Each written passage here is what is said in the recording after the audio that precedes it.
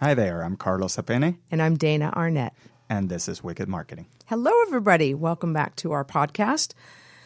We're talking about topics, and we've talked so much, in the last ones directly about branding and marketing and social media. And Carlos and I thought we'd take a step back a little bit, and we've had such a fascinating journey in the last 5 years of owning a business, being a small business in the city of Los Angeles, and the journey that we've been on. And we thought, maybe that would be something that would be interesting and just something to share if you have a business. And, it certainly has not been a straight line. Yeah, right? It has not. Let's start at the beginning. Yeah. So Dana and I met at an interesting situation. We were working on a political campaign. I was fresh out of television, Me too. Entertainment and Style Network at NBC and Bravo, and a friend of mine introduced me into this world of political, and we met. Yeah. Carlos met because that was a business thing, and I met because it was Marianne Williamson. It wasn't her political or her presidential candidacy. It was for a Congress position in Los Angeles area. And so we met, and I was just doing some operations for her, and you were doing her digital, right? I was doing her digital, yeah. And so it was a tumultuous time, like every political campaign is really. And so what we realized is we were probably some of the only adults in the room. As far as knowledge, there were incredible volunteers and stuff, but I had a 30-year career. Carlos had already had a big, 15-year career. So we recognized each other across the room as having professional strategies. From the professional side. Yes. Yeah. So we decided to take a stab at working together on a project. So I was in process of rebranding a television network from the digital standpoint, and it was the TV Guide network was rebranding to Pop. And so I asked Dana to come in and help me from an operational standpoint to create the website that the client wanted and manage the web developers and the designers and all of these. It's a big project. It was a TV network, so it was a big project.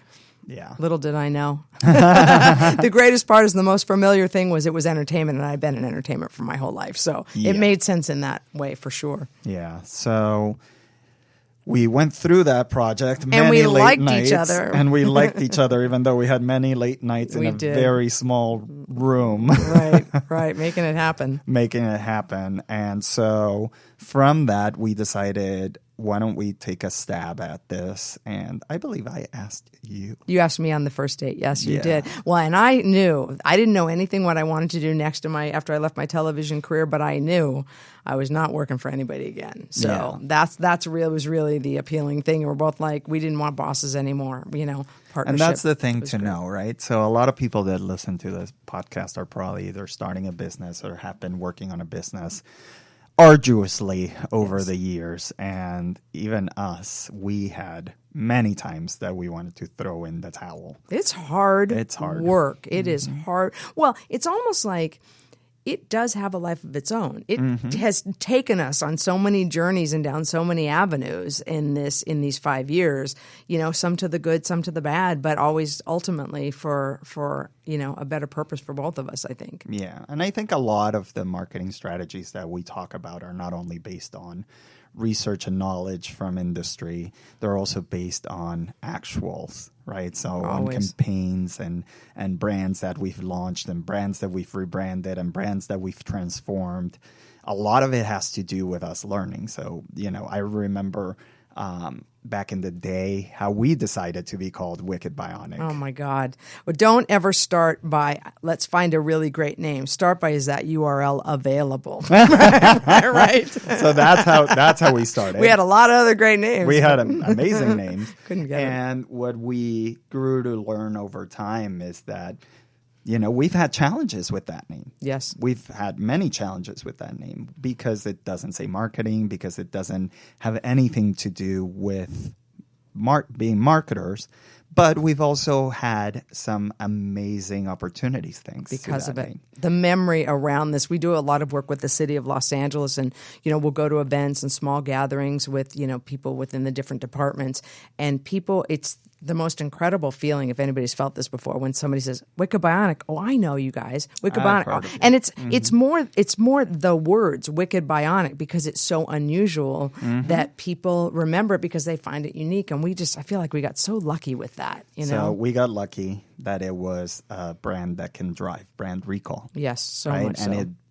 drives brand recall not because it's in this specific category or it talks about what we do specifically, but because it is something that it's so unique that people remember. Wicked is East Coast, and Bionic, if any of you are $6 Million Man Bionic Women fans. You just age us. Yes, because when I mentioned it, since I'm older than you, you knew exactly what I was talking about. So you watched the reruns, and I watched the original. Wow, you just really aged yourself. That's great. So what's important, I think, to talk about is there's all of these experiences that go into building a business. We've right? had them. And yes. we've had them. We've had them. We've experienced them, and we've experienced them with some of our clients too. Carlos, I was going to say too about a business. The thing that, and I think about this often, and I was actually writing in my journal today some things I was grateful for. And, I think about that we have each other, and then we have the relationship where very much, if people can't tell, like brother and sister. And it's lovely to have that. Carlos doesn't have a sister, and I lost my brother, so we're awesome together in that way. But I have many, many solopreneur friends and colleagues who are doing it on their own, and it is a different game for them. It is a different game. So we help each other up. We, give each other a reality check that we really are okay when we don't feel like we might, we're going to be okay. And it's such a gift that we have that. So the solo person, I've always felt that it's more difficult in a lot of ways not to have that person to bounce your business off of. The challenge that I see with solopreneurs, and I've experienced this because I started doing this before we got together, right. And then we created the company together. But I had my company by myself before. Is that like Dana's my anchor, right? Dana's my reality, my support system, my everything as part of this process, aside from my business partner. And when you're a solopreneur, it can be overwhelming, especially when you come from having a job.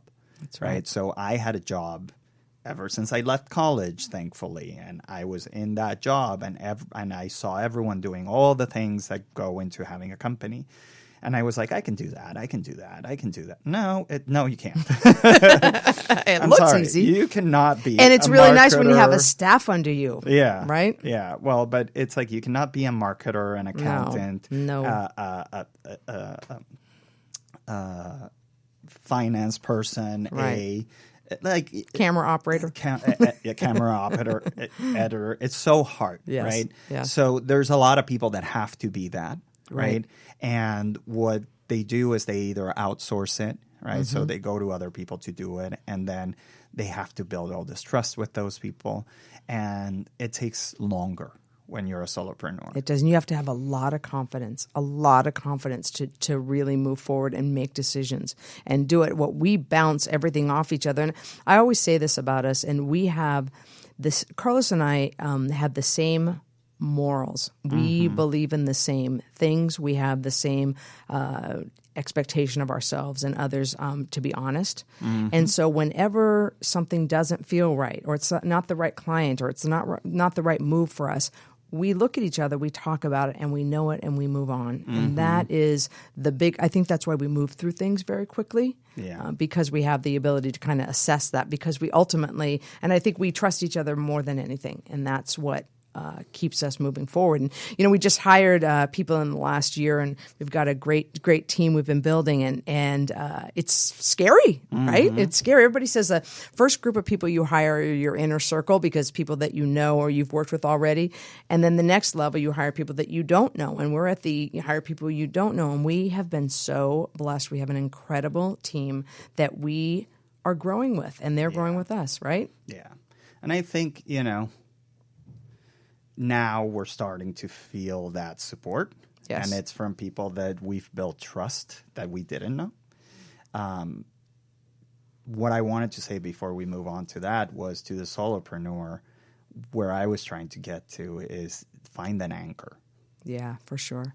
Find a person, not multiple people, but find a person that can help anchor you throughout the process so that you have a place to go to for civility, for enthusiasm, for grounding, for all of that. And that's what's great about having people that work in field with you. Mm-hmm. But it's usually not your best friend that you want to go and to. it could be a business mentor. Mm-hmm. It could be a business mentor that is not a part of you, but has a much wider perspective and can validate or tell you the truth about something that you might be going down a path that's not. Find someone that you can have a relationship of honesty with. For sure. Not someone that's going to try and guide your career or tell you what to do. Find someone that can be honest with you. That's it. And they won't always be right. I mean, Dana's not always right. I'm mostly right. He has no idea how right I am. But find someone that you can truly feel comfortable sharing. And there, we talk about it, and in our business, we're kind of at that place, and it's super fun and super, scary at the same time. Is one of my business mentors, Allison Maslin, talks about, you can take one step at a time, go one step at a time. And I had a career like that, one step at a time, and I was very successful at it before I left. But we're at a place in our business where, and I think in our minds and our mentality around things, is that you can do one step at a time or you can take a big ass leap of faith. Yeah. And we're at that place of, what is it? It doesn't mean, I'm going to bet the store. It just means like, what is that thing that's going to grow us faster? That's going to grow us bigger without having to take the next logical step. So, well, and one thing that Dana and I often discuss too, and this is based on experience, a lot of times when you're in business, you want to try something new. You want to try to expand. You want to try something different. And people go down this path, and they stay in this path for months and months and months and months. And you're getting red lights and red lights and red lights, and things are not going the right way, and they're not working out, and they end up spending 2, 3 years, 4 years, time, sometimes money, going and resources. bankrupt. Yes, right, trying to do this. What's important, and I actually heard, I think it was Elon Musk that said this, is to fail fast. Yes. It's not to fail, but to fail fast. Right. So that you can learn and move on. And I had an experience like this when I was at the Style Network, which used to be one of the networks of NBC. We had a product launch, and the people on the creative side were taking a very long time. Very long time, much longer than my deadlines. My deadlines went and passed, and I had to rebrand the whole website and relaunch it. And it was the first responsive entertainment website to launch on the internet. Crazy. Meaning you could see it on mobile devices with a single website, not a mobile version. And by the time that they delivered the creative for the shows, what they looked like, I had run out of time to make it to the launch of the network. Yep. And I was young, I guess, at the time, and I just thought, we'll just power through this because I had done it before at E. We'll power through this launch, and I'll work people to death, and I'll be here because I've always been that boss. If my team is there, I'm there. There were nights I worked, or days I worked, I guess, for 48 hours straight. And exhausted. I didn't even know what I was doing by the end of it. More than 48 hours because it was 2 nights that I was up both nights and kept going. And my team would leave. I would send them home to sleep, and they would come back. And then I had brought in another team. And at the end, we didn't launch on time. We did launch with a broken website. And we knew it was broken, and it took us like a week to get it to a place where people could even navigate it correctly. It was awful. It's painful. It was painful, That's very awful. painful. I was there every day in a panic. So what did you learn from that? So, that's a big significant moment. After that, I was ready to quit. After that, I was ready to quit. And I went to probably one of the most brilliant women in the industry that I've had the opportunity to interact with, Salam Coleman-Smith, at the time was the president of the Style Network. And I said, Salam, I'm sorry I failed you. Like, I tried to make this happen. We were here all the time. She knew, because the last day before the launch, she stayed at the network with us. The president of the network stayed with us in support. All she could do was support, right? She wasn't a computer programmer or a website developer or whatever. And she was there the whole night with us. And I remember her continually checking in. Are you guys sure you're okay? Like, we don't have to do this. She was so supportive. And I said, when I met with her, I said, I think I have to find a different job, right? Because I'm sure you guys are going to fire me after this. It's not. It just didn't work. And Salam was like, no, why would I fire you? Like, I saw how hard you worked. I thought you went way above and beyond. Like, what else could I ever ask for? I would have actually asked for you not to, like, kill everyone like you did. And she said, I actually have talked to HR, and we want to offer you a 3-year contract with us. So it was completely the other side of the coin. So beautiful. It was completely the other side of the coin. And she actually had a conversation with me about, which I've implemented through the rest of my life, about treating people with respect. For sure. And the real importance in business of teamwork and empowering people and not slave driving, and also accountability and communication. Right. Letting people know that there's a problem before the problem explodes. Right. And not pretending there's not a problem. Yeah. Very. You're absolutely right. That was a beautiful story.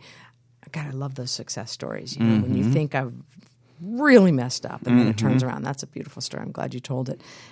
But you're exactly right. That's how we treat our team. And that's what we think, and giving them latitude. And, it's a younger generation and they do things differently. And it's that's how I feel like it feels good to be a good boss, doesn't it? It feels good to just be a good boss. And well, at least we try our best. And I think the reason, or one of the main reasons why I think this podcast is about business more so than marketing, is because a big part of what your company is and how people perceive your company is your company environment. That's right. It's the people that have worked for you. It's because you see that in their work, in the culture, and how people behave. How people company behave. Culture is super important to marketing your business. And I will say, as we end this time, that one of the things that Carlos and I see when we're talking with clients, and then I think we really see it in our own businesses,